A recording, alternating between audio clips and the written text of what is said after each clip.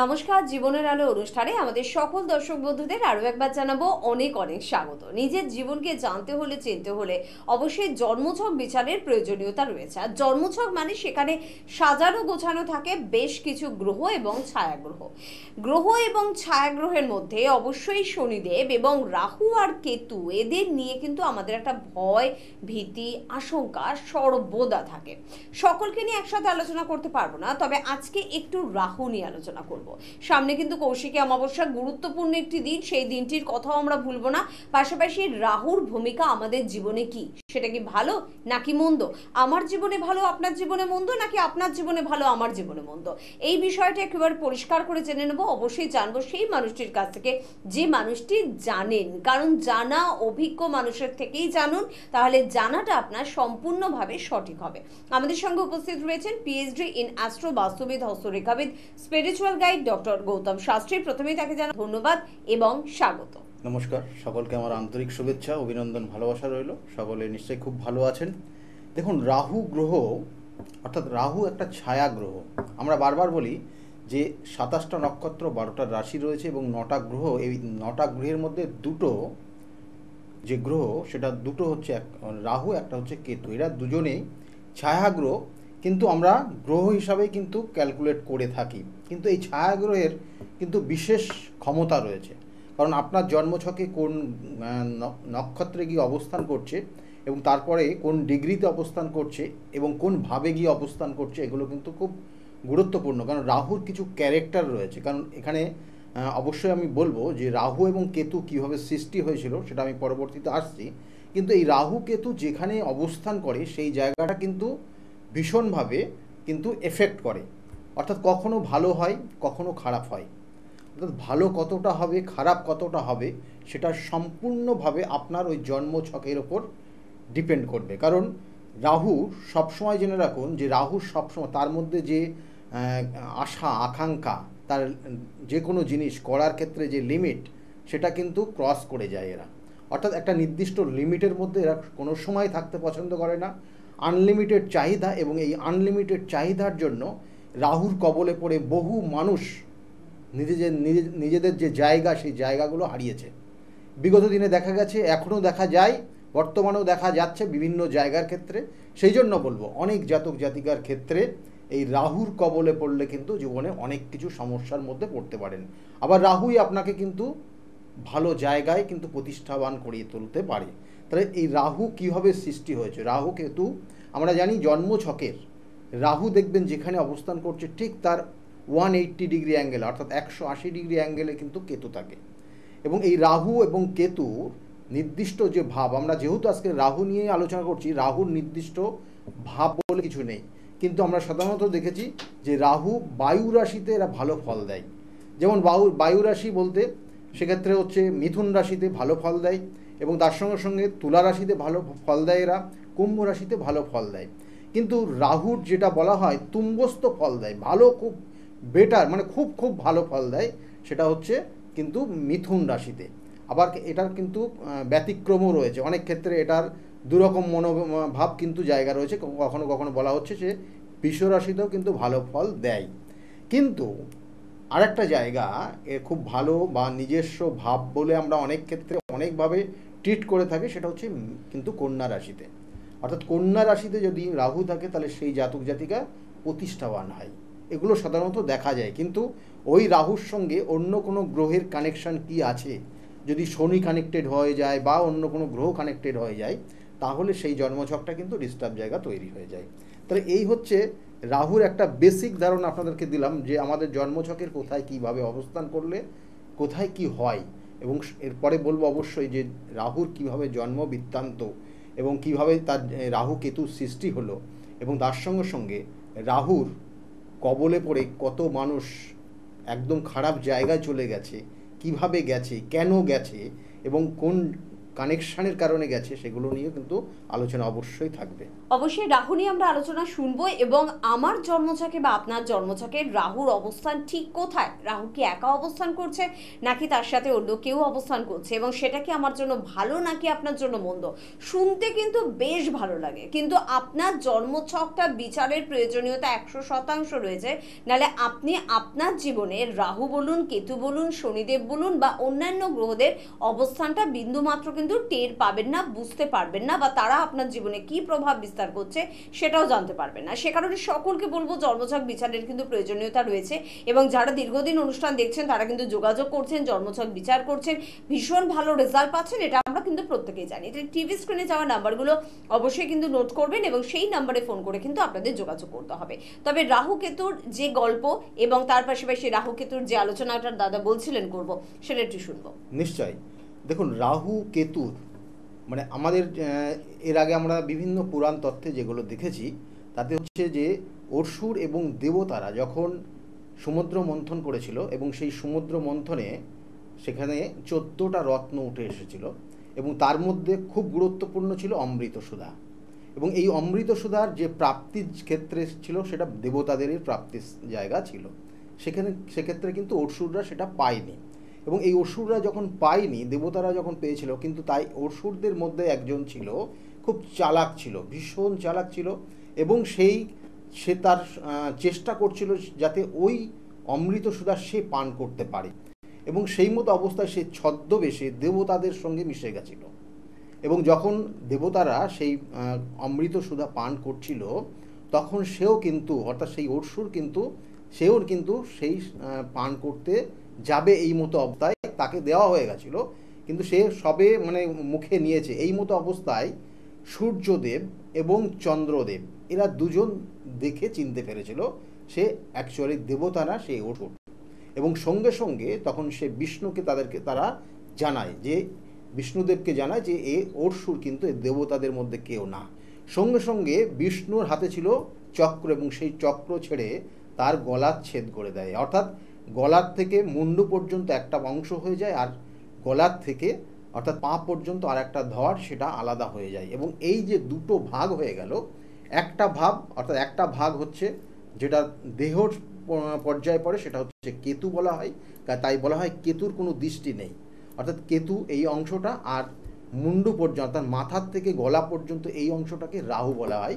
কারণ সেই জন্য বলা হয় রাহুর কিন্তু কোনো কিছু মানে রাহু যাই ভক্ষণ করুক না কেন গলা দিয়ে বার হয়ে যায়, ও কিন্তু সেই জন্য বলা হয় রাহুর যা কিছু চাহিদা আনলিমিটেড, এরকে কোনো দিন মানে বলা হয় যে এটাকে কোনোভাবে তার মানে ইচ্ছা পূরণ করা সম্ভব হবে না। কোনো জাতক জাতিকা তাকে বলা হয় যে কোনোভাবে সে তার মানে মুষ্টিগত জায়গায় থেকে সে তার যে ইচ্ছা সেই পূরণ করার ক্ষমতা তার মধ্যে কিন্তু সে নেই। সেই জন্য সব সময় তার মধ্যে আনলিমিটেড চাহিদা, আনলিমিটেড সব কিছু তার মধ্যে প্রবণতাগুলো দেখা যায়। এবং সেই জন্য একটা জাতক জাতিকার দেখবেন যে রাহু যদি কোনো কারণে খুব নেগেটিভ জায়গাটা তৈরি করে, বা দেখা গেলো এমন কিছু ভাবগত কানেকশান অনুযায়ী তার সত্যি করে ভীষণ নেগেটিভ কানেকশান পাচ্ছে, তাহলে সেই রাহুর প্রভাবে সেই জাতক জাতিকা সবসময় সেই খারাপ কাজেই লিপ্ত থাকবে। যদি দেখা গেল যে একটা জাতক জাতিকা সেই খারাপ কাজে কোনো একটা সোর্স পেয়েছে, সে খারাপটা কাজটাই করছে, এবং সেই কাজটা দিনের পর দিন চালাকির মাধ্যমে, দিনের পর দিন গোপনীয়তার মাধ্যমে অনেক দূর পর্যন্ত পৌঁছে যাবে, এবং যখন এটা ধরা পড়বে তখন দেখা গেল যে সত্যি করেই সব শেষ। তাহলে এই জায়গাগুলো কিন্তু রাহুর কবলে হয়। তাই রাহুর সঙ্গে যদি বলা হয় যে মঙ্গল কানেকশান পেয়ে যায়, তাহলে বলা হয় ছন্ন ছড়া দোষ। আর ওই রাহুর সঙ্গে যদি শনি কানেকশান পেয়ে যায়, তাহলে বলা হয় যে শাপিত দোষ। আমি বলবো এই দোষগুলো কেন হয়, কি কারণে হচ্ছে, এবং তার কি ফল আপনি পাচ্ছেন, সেটা আপনি একদম যদি থাকে তাহলে একদম মিলিয়ে দেখে নেবেন, আপনার সেই সমস্যাগুলোই থাকবে। আর এই রাহুর সঙ্গে বৃহস্পতি যদি কানেকশান পায়, তাহলে বলা হয় গুরু চণ্ডাল দোষ। এবং এই রাহুর সঙ্গে চন্দ্র যুক্ত হয়, বলা হয় কিন্তু সেক্ষেত্রে যে আমরা বলে থাকি না, আমাদের দেখবেন যে আমাদের দুটো বছরে 4টে এই ধরনের যোগ তৈরি হয়, এবং আমরা সাধারণত দেখতে পাই, অর্থাৎ রাহুর সঙ্গে রবি আর রাহুর সঙ্গে চন্দ্রের অবস্থানে যেটা আমরা বলে দিই গ্রহণ দোষ, অর্থাৎ চন্দ্রগ্রহণ আর সূর্যগ্রহণ। তাহলে এটা রাহুর কবলেই হয়। এবং দেখবেন যে যাদের ক্ষেত্রে এই সূর্যগ্রহণের কানেকশান রয়েছে, অর্থাৎ রাহুর সঙ্গে রবি কানেকশান রয়েছে, যে গ্রহণ দোষ, তার কারণে তার মধ্যে অনেক প্রতিভা থাকবে, কিন্তু সেই প্রতিভা সে কিন্তু কাজে লাগাতে পারবে না, বরঞ্চ তার না কাজে লেগে অন্যের কাজে সে লাগাবে এবং অন্যরা তার উপদেশ নিয়ে তারা খুব ভালো জায়গায় পৌঁছে যাবে। তাহলে এটা হচ্ছে সূর্যগ্রহণের ছায়া তার মধ্যে, তার জন্মছকে রয়েছে। এবং তার কারণে অর্থাৎ দেখবেন যে আমাদের বাস্তবে আপনি দেখতে পারবেন, যদি দিনের বেলা কোনো কারণে সূর্যগ্রহণ আপনি দেখতে পারেন নিজের চোখে, আপনার সেই রকম যদি সম্মুখীন কোনো দিন পান বা কোনো দিন আপনার সেই রকম সুযোগ যদি আসে, তাহলে দেখবেন যে দিনের বেলা সূর্য খুব মধ্য আকাশে খুব ভালোভাবে ছিল, হঠাৎ করে কিছুক্ষণের মধ্যে পুরো অন্ধকার হয়ে গেল। যখন সূর্যগ্রহণটা হবে দেখবেন যে কিছুক্ষণ সময়ের জন্য পুরোপুরি অন্ধকার হয়ে যাচ্ছে, আপনার আগে লাইট জ্বালাতে হবে, তারপরে দেখতে হবে, একদম রাতের মতো অন্ধকার হয়ে যাবে। অনেক বছর আগে একবার হয়েছিল, আবার কিন্তু আগামী কয়েক বছরের মধ্যে সেটা আপনি পাবেন।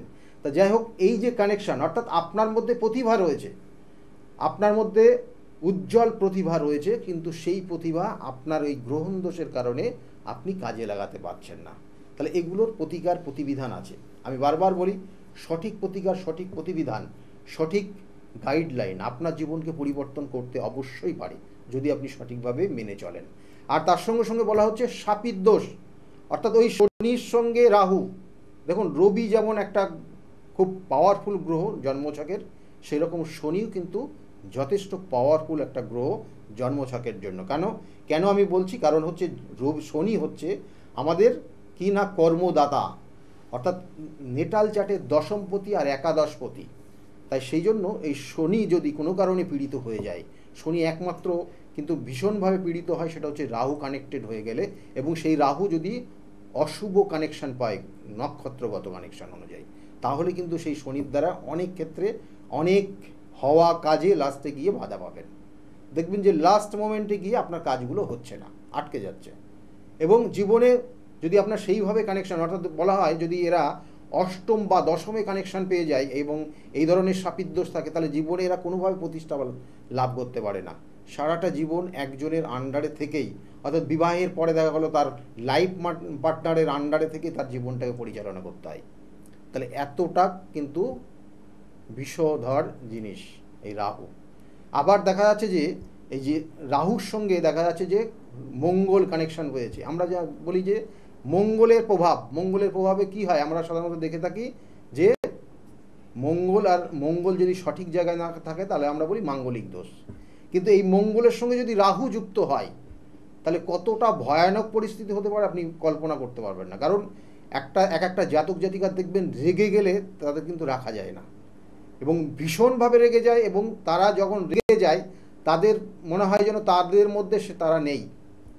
এরকম মুভমেন্ট কিন্তু সাধারণত আমরা দেখে থাকি। একদম অবশ্যই। আজকে কিন্তু আমরা আলোচনা করছি রাহু নিয়ে।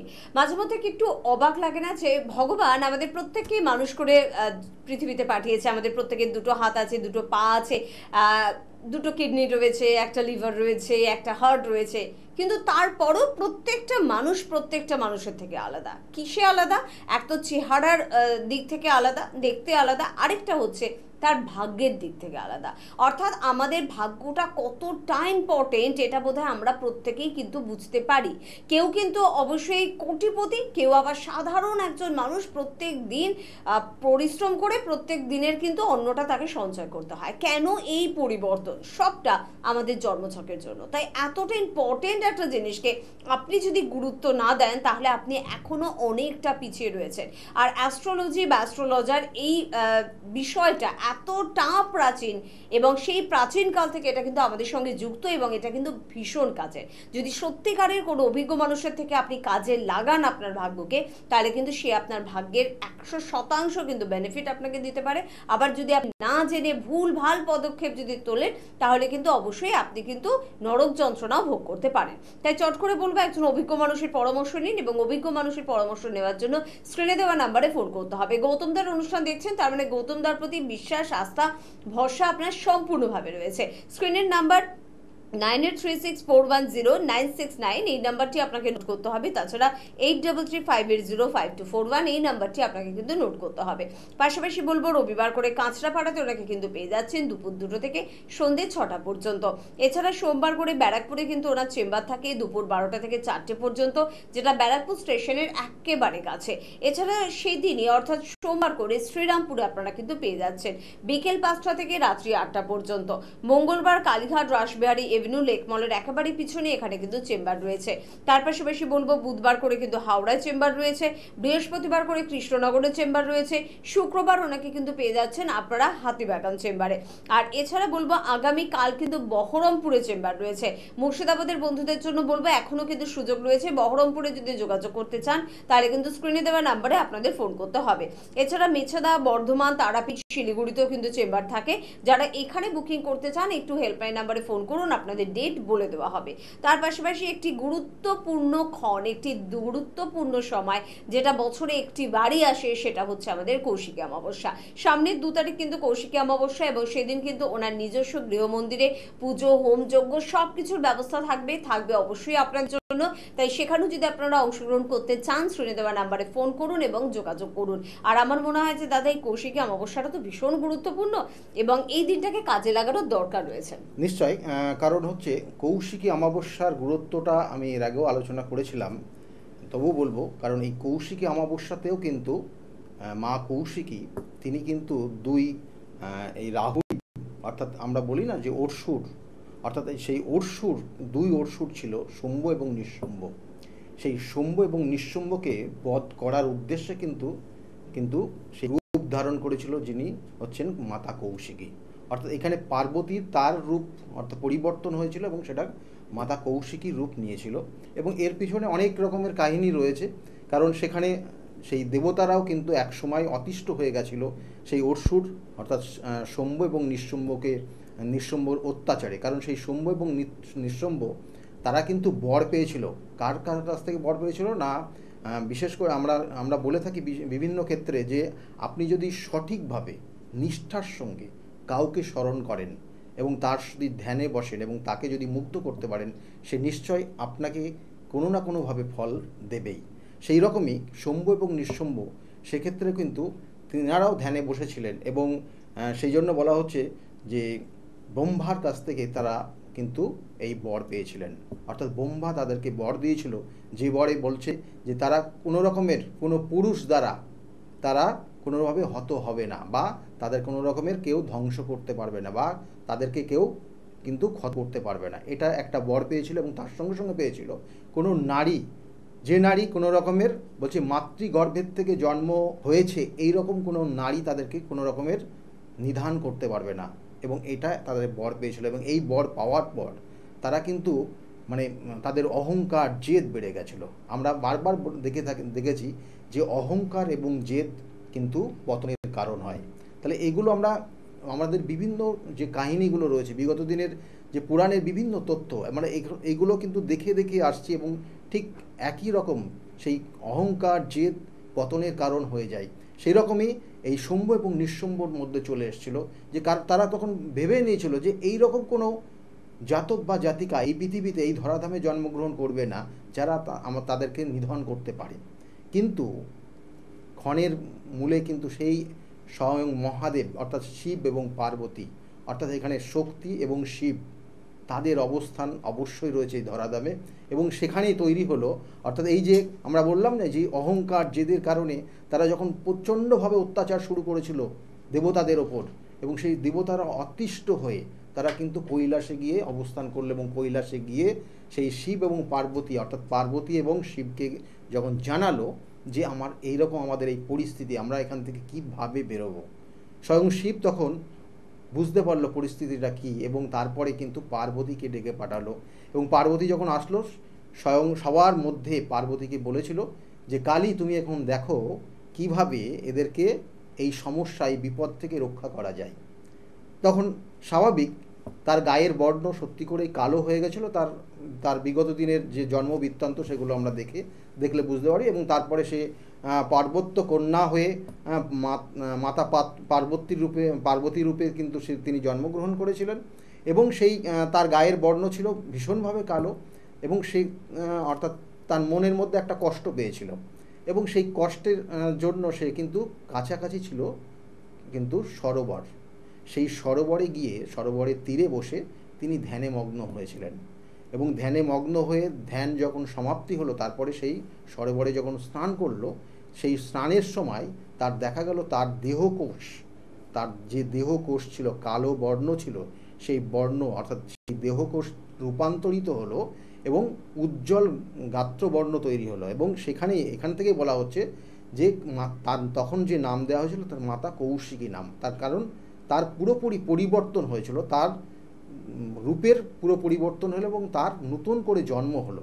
এবং সেই জন্য বলা হচ্ছে এই মাতা কৌশিকী কিন্তু একমাত্র পেরেছিল, কারণ তিনি কোনো মাতৃগর্ভের থেকে তিনি জন্মগ্রহণ করলেন না, কিন্তু তার রূপের পরিবর্তন হলো এবং তার নতুন জন্ম হলো। কারণ আমরা দেখবেন যে সায়েন্সও একটা বলে, কারণ সায়েন্স দেখবেন যে বলে কোষ থেকে কোষের উৎপত্তি হয়, কোষ থেকে দেখবেন কোষের উৎপত্তি বিভিন্ন ক্ষেত্রে, এবং আমাদের যে জীবের পরিবর্তন হয়, জীবের নতুন জীব তৈরি হয় যে কোনো ক্ষেত্রে, সে মানুষ বা যে কোনো জীবের ক্ষেত্রে দেখবেন যে কোষ থেকে কোষের রূপান্তরিত হয়, এবং সেটাই হয়েছিল।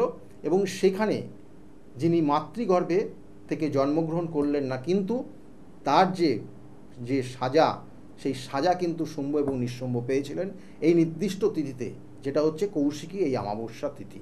এবং এই কৌশিকী অমাবস্যা সেই জন্য বলা হচ্ছে এতটাই গুরুত্বপূর্ণ, বলা হচ্ছে এখানে বলছে স্বর্গ, নরক এবং মর্তে কিন্তু এই নির্দিষ্ট সময় ক্ষণিকের জন্য উন্মুক্ত হয়ে যায়, স্বর্গ, মর্ত এবং পাতালের পথ উন্মুক্ত হয়, এবং সাধকরা কিন্তু সেই নেগেটিভ এবং পজিটিভ এনার্জিকে কাজে লাগিয়ে তারা কিন্তু কঠিন থেকে কঠিনতম সমস্যার সমাধান করতে পারে।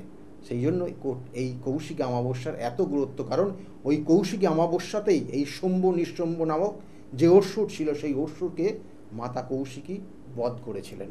আসলে আমাদের জীবনের ভালো দিকটাকে যদি দেবতার সঙ্গে তুলনা করা হয়, তাহলে আমাদের জীবনের নেগেটিভিটি অর্থাৎ মন্দ দিকটাকে আমরা কিন্তু অসুরের সাথে তুলনা করতে পারি। অর্থাৎ ভালো দিককে উন্নতি করতে হবে এবং মন্দ দিকটাকে ধ্বংস করতে হবে। এই সামনের কৌশিকী অমাবস্যায় সেই শুভক্ষণ কিন্তু, এবং সেই শুভক্ষণে আপনার জীবনের যে অসুর অর্থাৎ যে নেগেটিভ দিক, যে খারাপ দিক, সেটাকে ধ্বংস করার সময়। তাই জীবনের বিভিন্ন রকমের সমস্যায় যারা জর্জরিত, সেই সমস্যা থেকে কিছুতে বের হতে পারছেন না, বা ভাবছেন যে সমস্যার সমাধান যদি করি কৌশিকী অমাবস্যাতেই করব, কারণ শুনেছি আমার পরিচিত মানুষরা কৌশিকী অমাবস্যায় এসেছেন এবং ভীষণ রকমভাবে ভালো রেজাল্ট পেয়েছেন, তাদের প্রত্যেককে বলবো এই কৌশিকী অমাবস্যাতে কিন্তু সত্যি আপনারা কাজে লাগাতে পারেন। এবং তার জন্য আপনাদের কি করতে হবে, যেহেতু 2 তারিখে কৌশিকী অমাবস্যা, তার আগে একটু ফোন করে যোগাযোগ করতে হবে। স্ক্রিনে কিন্তু যাচ্ছে ফোন নাম্বার, অবশ্যই সেই ফোন নাম্বারে একটু কথা বলতে হবে। 9836410969 এই নাম্বারে কিন্তু ফোন করতে হবে। পাশাপাশি আরেকটি নাম্বার রয়েছে 8335805241, এই নাম্বারে ফোন করুন এবং আপনাদের জীবনের জটিল কঠিন সমস্যা থেকে মুক্তি পাওয়ার জন্য কৌশিকী অমাবস্যায় যোগাযোগ করা, এবং কিভাবে আপনি হোমযজ্ঞে অংশগ্রহণ করবেন, কিভাবে গ্রহদোষ খণ্ডন করবেন, সব বিষয়টি নিয়ে কিন্তু আলোচনা করুন। তার পাশাপাশি চেম্বার তো প্রত্যেকটি জায়গায় রয়েছে, এবং আগামীকাল কিন্তু বহরমপুরের চেম্বার রয়েছে, অর্থাৎ মুর্শিদাবাদের চেম্বার রয়েছে। মুর্শিদাবাদের বন্ধুরা যদি কৌশিকী অমাবস্যাকে কাজে লাগাতে চান, তাহলে কিন্তু অবশ্যই আপনাদেরও যোগাযোগ করার একটা প্রয়োজনীয়তা রয়েছে। এবং তার পাশাপাশি 2 তারিখ কিন্তু কৌশিকী অমাবস্যার জন্য যে কোনো জীবনের যে কোনো জটিল কঠিন সমস্যার জন্য কিন্তু যোগাযোগ করতে পারছেন। পাশাপাশি কিন্তু অনলাইন কনসালটেন্সি সুবন্দোবস্ত কিন্তু আপনাদের জন্য রয়েছে, তবে একটু যেহেতু সময় সাপেক্ষ, মানে চেম্বারে আপনি চাইলে চলে আসতে পারবেন, কিন্তু অনলাইন কনসালটেন্সির ক্ষেত্রে 7টা দিন আপনাকে মিনিমাম অপেক্ষা করতে হবে।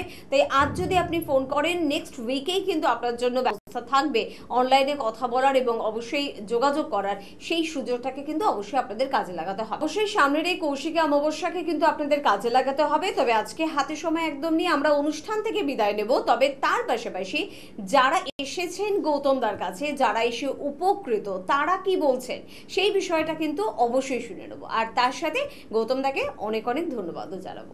নমস্কার, দেখতে থাকুন ডক্টর গৌতম শাস্ত্রী।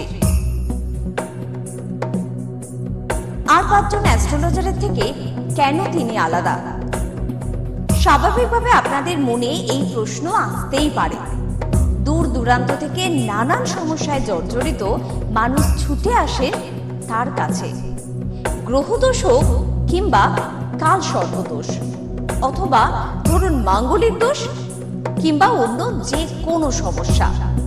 তারা জানেন সব সমস্যা স্থায়ী সমাধানে এক এবং অদ্বিতীয় ডক্টর গৌতম শাস্ত্রী। চলুন আজ আপনাদের সাথে পরিচয় করিয়ে দিই এমন কিছু মানুষের এবং শুনে নিই তাদের কথা। নমস্কার, আমি শর্মিষ্ঠা। আমি দীর্ঘ 5 বছর ধরে গৌতমদার কাছে আসি। আমি যখন প্রথম এখানে এসেছিলাম আমার ব্যবসায় প্রচণ্ডভাবে ক্ষতি হয়েছিল, কোনো উন্নতি ছিল না, নেগেটিভিটি আর ডিপ্রেশন আমাকে ঘিরে ধরেছিল। তো এক আত্মীয়র কথা শুনে আমি এখানে আসি। আসার পর দাদা আমাকে যে অ্যাডভাইসগুলো করেছিল এবং যে উনি ক্রিয়াগুলো আমায় করতে বলেছিল সেগুলো আমি করার পর খুব ভালোভাবে উপকার পাই। ফলে আজ থেকে 5 বছর আগে যে পরিণামটা ছিল ব্যবসার লস, সেই লস থেকে আমি প্রচণ্ড ভালোভাবে রিকভারি শুরু করিনি, আমি সাকসেস পেয়েছি। এরকম অনেক সময় হয়েছে যে দাদা আমাকে বলেছিল যে এগুলো করলে ভালো হবে না বা এটা করো না, আমি না শুনে নিজের মতন করে করেছিলাম, ফলে সেখানেও আমার ক্ষতি হয়েছিল। এই ক্ষতি হওয়ার পর থেকে উনি যখনই আমাকে যা বলে আমি সেইগুলোই আমি শুনে চলি এবং প্রত্যেকটা পদে পদে তার প্রমাণ মেলে সাকসেসের মাধ্যমে। আমার সাকসেস হওয়ার পর আমি আমার বন্ধুদেরও এখানে রেফার করেছি, যাদের পার্সোনাল এবং প্রফেশনাল লাইফে যে সমস্ত প্রবলেম ছিল তারা সেগুলোর থেকে রিকভার করে বেরিয়ে এসছে, খুব উন্নতি লাভ করেছে। এই সমস্ত ঘটনা আমাদের এবং আমার বন্ধু বান্ধবের জীবনে এতটাই একটা পজিটিভ সাইন এনেছে, আমি এবং আমার বন্ধু এবং আমার আত্মীয়রা সবাই আমরা ডক্টর গৌতম শাস্ত্রীর কাছে আমরা সবাই উপকৃত লাভ করি এবং আমরা ডক্টর গৌতম শাস্ত্রীর কাছে অসংখ্য ধন্যবাদ জানাই, উনি আমাদের এত সুন্দরভাবে অ্যাডভাইস করে থাকেন বলে। আপনার নাম কি? আমার নাম পলি দাস। আপনি কবে থেকে আসছেন? আমি 4 বছর হয়ে গেল এখানে আসছি। আচ্ছা, আপনি যে এতদিন ধরে আসছেন, আপনি কোনো কাজ পেয়েছেন? অবশ্যই। হ্যাঁ, প্রথমে আমার মেয়েকে আমি পড়াশোনার ব্যাপারে, ওর যাতে পড়াশোনায় মন আসে এইসব ব্যাপারের জন্য এসেছিলাম। আস্তে আস্তে দেখলাম আমার মেয়ের অনেক ইমপ্রুভ হচ্ছে। তারপর আমি সবাইকে, আমার আশেপাশে বন্ধু বান্ধব আত্মীয় স্বজন যে আছে সবাইকেই বললাম যে দেখো আমার মেয়ে অনেক চেঞ্জ হচ্ছে, মানে ও খুব দুষ্টু ছিল, পড়ায় মন বসতো না, সেগুলো হয়েছে। তারপর থেকে বন্ধু বান্ধব সবাইকে বললাম, সবাই আসলো, সবাই খুব আনন্দ, সবাই খুব খুশি, আমিও তো ভীষণ খুশি। আমার আচ্ছা, আজকের ডেটে দাঁড়িয়ে অ্যাস্ট্রোলজার ডক্টর গৌতম শাস্ত্রীর কাছ থেকে যে আপনি যে স্যাটিসফাই হয়েছেন, তা কতটা আপনি স্যাটিসফাই হয়েছেন? হ্যাঁ, আমি তো মানে সত্যিকারেরই মন থেকে বলছি, মানে পুরোটাই আমি আমার মানে যতটা আমি চেয়েছিলাম, বেশি তো মানে কম বললে ভুল হবে, বেশি হয়েছে, বরং আমার আনন্দের জায়গাটা এতটাই বেশি হয়ে গেছে। তার মানে আপনি পুরোপুরি স্যাটিসফাই, তাই তো? আমার নাম অনুপ চন্দ্র। আমি স্যারের কাছে লাস্ট 3 বছর ধরে আসছি। আমি ক্যামেরা দাও। প্রথমবার আমি স্যারের যোগাযোগ পাই কোনো বন্ধুর মাধ্যমে, তারপরে আমি আবার স্যারের কাছে আসি। তারপরে আমি বিজনেস রিলেটেড সাথে সাথে কিছু ডিসকাস করি, দিয়ে আস্তে আস্তে আমার সব প্রবলেম সলভ হয়ে যায়। এখন আমি বিজনেস একটা ভালো জায়গায় দাঁড়িয়ে আছি। আমি সবাইকে একটা অনুরোধ করবো কি আপনারা স্যারের কাছে একবার আসুন, নিজের প্রবলেমগুলো জানুন, সলিউশনগুলো জানুন। আশা করি একটু টাইম লাগবে কিন্তু সব প্রবলেমের সলিউশন পেয়ে যাবেন। ধন্যবাদ। নমস্কার, আমি সুমন কুমার। আমি বজবজ থেকে এসেছি এখানে। আমি গৌতমবাবুর সঙ্গে মোটামুটি 2 বছর ধরে পরিচিত আছি। আর ওনার সঙ্গে পরিচয় হওয়ার পর আমার অনেকগুলো সমস্যা ছিল যে আস্তে আস্তে ঠিক হয়েছে, আর কটা সমস্যা এখন আছে সেটাও মোটামুটি ঠিকের পথে যাচ্ছি আমি। আর আজকে আমি এই অনুষ্ঠানে এখানে কাজাপাড়ায় এখানে এসেছি। আমি এখানে এসে পুজোতে সম্মিলিত হলাম, আর খুব ভালো লেগেছে। আর আশা করি আমার যেগুলো সমস্যা আছে সেগুলো মিটে যাবে। আর খুব ভালো লেগেছে এখানে এসে। আর গৌতমবাবুকে ধন্যবাদ জানাচ্ছি। আমার নাম রাকেশ মণ্ডল, গ্রাম ডবলপোতা। এই দাদার কাছে এসেছিলাম, অনেক প্রবলেম ছিল, সেই প্রবলেম কিছুটা সলভ হচ্ছে এবং হবে। এই অমাবস্যার দিন এই যজ্ঞ হচ্ছে, অনেক দূর দূর থেকে মানুষজন আসছে, কাজ হচ্ছে বলে সবাই তো আসছে, আমিও এসছি, আবারও আসবো। নমস্কার, আমি জয়িতা গুহু। আমি গত এপ্রিল মাস থেকে খুব সমস্যায় পড়েছিলাম। আমার কাজের দিক থেকে সমস্যা ছিল, বসের সাথে এবং পারিপার্শ্বিক আমার যে কলিগরা ছিল তাদের সাথে খুবই সমস্যা জড়িত হয়েছিলাম। তো তারপরে সেই কাজটা আমি আর অবশেষে টিকিয়ে রাখতে পারিনি, সেটা আমাকে বাধ্য হয়েছিলাম আমি সেটা ছেড়ে দিতে। তারপরে একটা খুব আর্থিক দিক থেকে খুব ভেঙে পড়েছিলাম। তো সেই সমস্যায় জর্জরিত হয়ে বুঝতে পারছিলাম না কি করব। তো হঠাৎ একদিন টিভিতে প্রোগ্রাম দেখি ডক্টর গৌতম শাস্ত্রী, ওনার কথাবার্তা, ওনার যে উপাচারগুলো রয়েছে যেগুলো উনি বলেন প্রতিকার, সেগুলো শুনে আমার খুব ভালো লেগেছিল। তো ওনার সাথে এসে দেখা করি, আমার সমস্ত কথাবার্তা ওনার সাথে শেয়ার করি, প্রবলেমগুলো। তারপর উনি আমাকে দেখে আমাকে কিছু বলেন আমার ব্যাপারে, তো সেগুলো একদম হুবহু মিলে যায়। তো তারপরে উনি আমাকে রেমেডি সাজেস্ট করেন, তো আমি সেই রেমেডিটা নিই, আমি ধারণ করেছি। তো ধারণ করার পর আমি আস্তে আস্তে নিজের মধ্যে একটা চেঞ্জ দেখতে থাকি। তো এবং আমি গত আগস্টের 27 তারিখে একটা জব পেয়েছি যেটা আমার মনের মতো।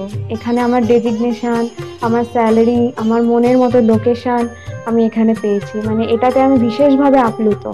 তো সেই জন্য অসংখ্য ধন্যবাদ ডক্টর গৌতম শাস্ত্রীকে। নমস্কার, আমি পিয়ালি মণ্ডল বলছি। আমি গত ছ মাস ধরে খুব সমস্যার মধ্যে ছিলাম, এত সমস্যার মধ্যে ছিলাম যে আমি কি করবো ঠিক করতে পারছিলাম, ভীষণ ডিপ্রেশনের মধ্যে চলে গেছিলাম। তো এই সময় আমার এক ফ্রেন্ড ডক্টর গৌতম শাস্ত্রীর কথা বললেন যে ওনার কাছে যেতে পারিস, ওনার কাছে গেলে তো সমস্যাগুলো হয়তো সমাধান উনি করে দিতে পারে। তো আমি ওর ফ্রেন্ডের কথা অনুযায়ী একদিন ডক্টর গৌতম শাস্ত্রীর কাছে এলাম। ডক্টর গৌতম শাস্ত্রীর কাছে আসার পরে তো আমার সমস্যাগুলো বলার আগে উনি দেখে আমাকে আমার সমস্যাগুলো সব বলে দিল যে কী হবে, কী হচ্ছে না হচ্ছে, আমি কিসের জন্য এত সমস্যার মধ্যে রয়েছি। তো উনি বললো যে সঠিকভাবে যদি একটি রেমেডি ধারণ করা যায় তাহলে হয়তো সমস্যার সমাধানগুলো হতে পারে।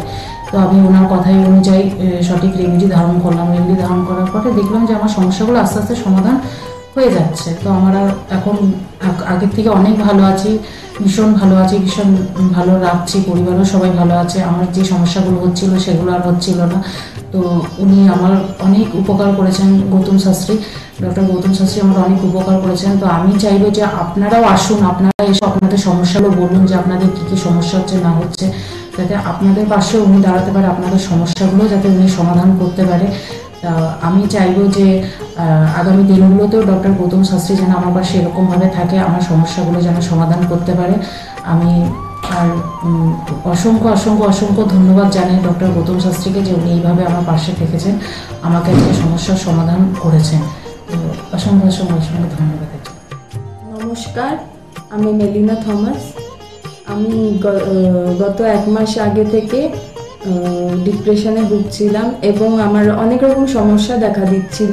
আমি আমার মায়ের থ্রু থেকে জানতে পারি ডক্টর গৌতম শাস্ত্রীর কথা এবং আমি সেখানে আমার প্রবলেমগুলো নিয়ে আসি এবং তার কথা মতো আমি প্রতিকারগুলো করি এবং সেই কথা মতো আমি চলতে থাকি। এখন আমার কাছে অনেক জবের অপরচুনিটিস আসছে এবং আমার আগের যে সমস্যাগুলো ছিল সেগুলোও গেছে।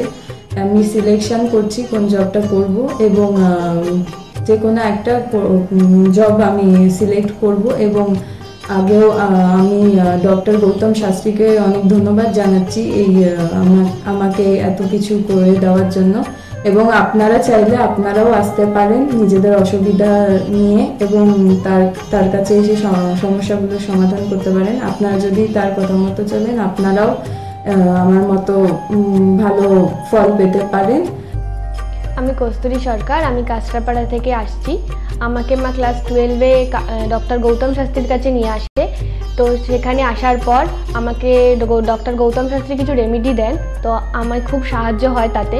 তারপর আমার পড়াশোনা কমপ্লিট করার পর কাকু বলেন যে আমাকে গ্র্যাজুয়েশন আর ITI করার জন্য। তো সেখানে করে আমি ভালো ফল পেয়েছি। তারপর আমার চাকরি লাইনে আসা, তো ডক্টর গৌতম শাস্ত্রী বলেন যে আমি এই মাসের মধ্যে একটা ভালো চাকরি পাবো। তো সেটা 1 মাসের আগেই আমি পেয়ে গেছি। তো আজকে সেটাই জানাতে এসেছি কাকুকে যে আমি চাকরি পেয়েছি। তো আপনারাও যদি আসতে চান, ভালো ফল পেতে চান, কাকুর সাহায্য পেতে চান, তো আপনারাও আসুন। আশা করি আপনারাও ভালো ফল পাবেন এবং সাহায্য পাবেন। নমস্কার। অ্যাস্ট্রোলজার ডক্টর গৌতম শাস্ত্রীর চেম্বারে আপনি কতদিন আসছেন? আমি প্রায় 2.5-3 বছর ধরেই এখানে মানে রেগুলারলি আসছি। মোটামুটি আমার যখনই অসুবিধা হচ্ছে আমি তখন চলে আসছি। আপনি কোন চেম্বারে দেখিয়েছেন? আমি এখানকার কাঁচরাপাড়া চেম্বারে। কাঁচরাপাড়া চেম্বারে দেখিয়েছেন, মানে আপনি যে সমস্যাটা নিয়ে এসেছেন ওটা কি আপনার কিওর হয়েছে? হ্যাঁ, আমি প্রথমে যে সমস্যাটা পড়াশোনার সমস্যা নিয়ে প্রবলেমে পড়ে ওনার কাছে এসেছিলাম, তা মোটামুটি আমার যত দিন যাচ্ছে ইমপ্রুভ হচ্ছে আস্তে আস্তে। না, আপনার কাজ হয়েছে এটাই বলতে চাইছেন? আমার নাম অয়ন দাস, আমি শ্রীরামপুর থেকে আসছি। আমি বেসিক্যালি এখানে এসেছিলাম গত 1 বছর আগে আমার পড়াশোনা এবং কাজবাজের জন্য। এর আগে আমি অনেক জায়গায় গিয়েছিলাম, অনেক অ্যাস্ট্রোলজার দেখিয়েছিলাম, কিন্তু সেখানে আমি সমস্যার সমাধান পাইনি। তো ওনার প্রোগ্রাম টিভিতে চলে, আমি সেখানে দেখেছিলাম, দেখে এবার ওনার সাথে যোগাযোগ করি। যোগাযোগ করার পর ওনার চেম্বারে আসে, ওনাকে সমস্তটা বলি।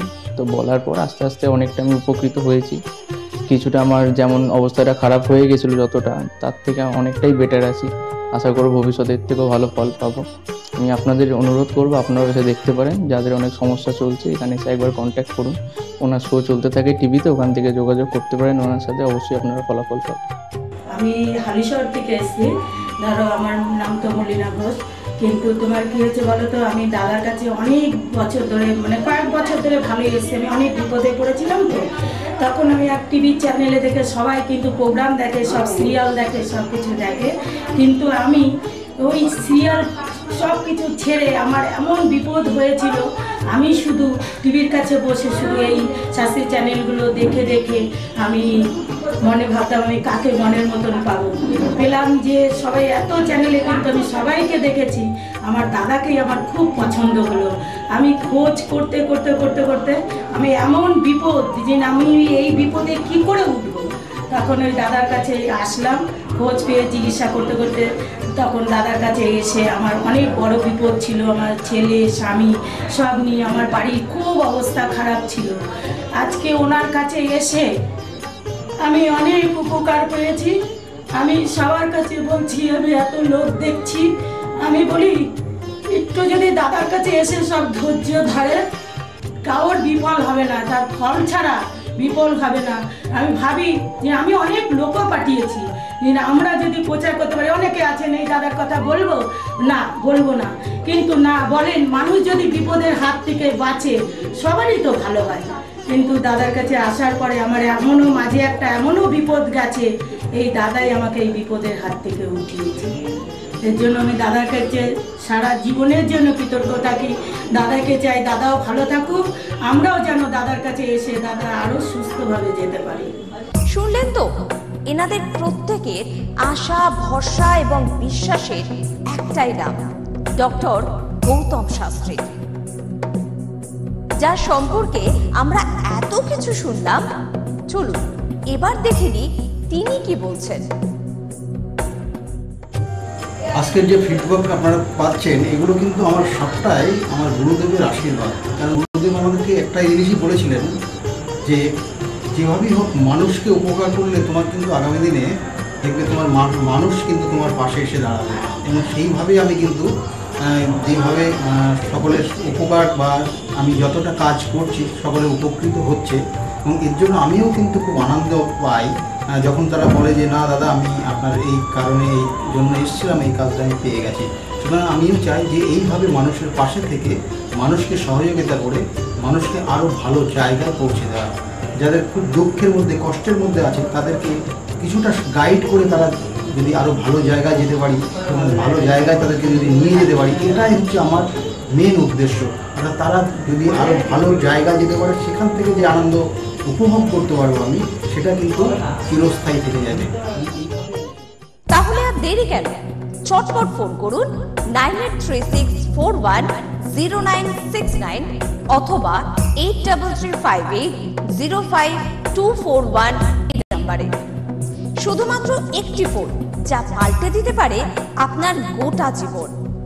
জ্যোতিষবিদ, বাস্তুবিদ, হস্তরেখা বিশারদ ও gold medalist doctor Gautam Shastri, এক এবং অদ্বিতীয়।